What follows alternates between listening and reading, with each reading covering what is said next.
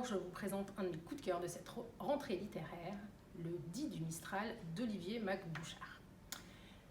C'est un roman plein de soleil, c'est un roman réjouissant. C'est un roman qui raconte l'histoire de deux hommes qui vont faire des fouilles archéologiques dans le jardin d'un des deux.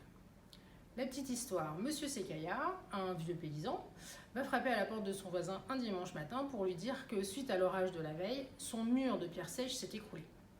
Son voisin est bien embêté, mais qu'est-ce qu'il peut faire pour lui? Il l'emmène voir le mur, et alors là, qu'est-ce que le voisin découvre? Des tessons de vases gallo-romains. Ah là, c'est différent. Sauf que M. Sekaya n'a pas du tout envie de prévenir les services archéologiques parce qu'ils vont lui démonter son jardin. Et alors, M. Sekaya, il n'a pas du tout envie de ça. Alors, du coup, les deux hommes vont tous les deux faire les fouilles eux-mêmes, en secret. Personne n'est au courant, pas même leurs épouses. Et pendant 6 mois, ils vont fouiller le jardin. Et qu'est-ce qu'ils vont trouver?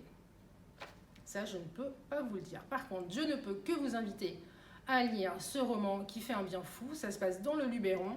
On a toute l'archéologie gallo-romaine qui va ressurgir. On a une histoire d'amitié énorme entre ces deux hommes. Le chat, le hussard, qui se trouve là. Parce que ce roman, c'est un petit peu de Giono, c'est un petit peu de Bosco, c'est un petit peu de Pagnol. Il y a beaucoup de soleil, tous les éléments sont réunis. L'eau, le vent, le soleil, le Mistral qui souffle 3, 6 ou 9 jours.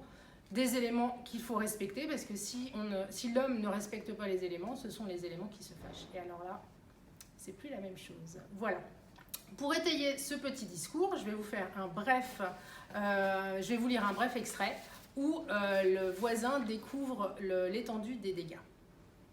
Monsieur Sekaya remonta la pente jusqu'au mur de la première terrasse, le longea sur une vingtaine de mètres et s'arrêta brusquement. Pas la peine de lui demander pourquoi le mur était éboulé sur 4 ou 5 mètres. Les pierres avaient roulé entre les troncs des cerisiers, en arrachant un passage. J'étais un peu remontée contre mon voisin. Certes, c'était impressionnant, et j'étais désolée pour son cerisier. Mais ce n'était pas non plus la fin du monde, loin de là. Il n'y avait pas de quoi venir me déranger et me faire rincer jusqu'aux os. Peut-être espérait-il un coup de main pour remonter son mur. Cela faisait bien 10 ans que j'avais développé une passion pour les murs en pierre sèche, et que j'occupais mes étés à aménager notre terrain en construisant des murets. Monsieur Sekaya aurait pu attendre le lendemain pour me passer un coup de fil. Cela aurait été du pareil au même. Je tournais mon regard vers lui et m'apprêtais à lui dire le fond de ma pensée, lorsqu'il leva le bras sans dire mot et pointa du doigt quelque chose dans les éboulis. Je vous invite à découvrir la suite et à découvrir le 10 du Mistral. Merci beaucoup.